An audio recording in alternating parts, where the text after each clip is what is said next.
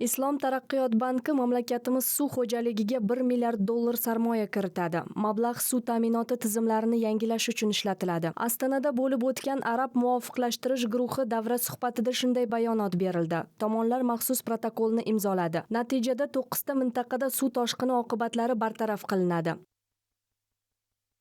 Suv jүйесі қалпына келді еліміздің, ол бізде жаңағы алдымыздағы Mamlakatdagi suv ta'minoti tizimi yangilanadi. Natijada suv toshqinlariga qarshi samarali kurashish, sug'oriladigan yerlar maydonini kengaytirish imkoniyati tug'iladi. Yangi suv rezervatlari paydo bo'ladi, kanallar qaziladi, suv omborlari barpo etiladi, eski infratuzilma to'liq tuzatiladi. Oktyabr oyining boshida tegishli loyiha bo'yicha shartnoma imzolanadi. Қазан айының басында тиісті несиелік жобаға қол қоямыз. Umuman olganda Force ko'rfazi investorlariga turli yo'nalishlardagi 250 tadan ziyod loyiha taqdim etildi. Ularning umumiy investitsiyaviy qiymati 10 milliard dollardan ziyod. Guruh a'zolari birga loyihalarni ro'yobga chiqarish niyatini bildirdi.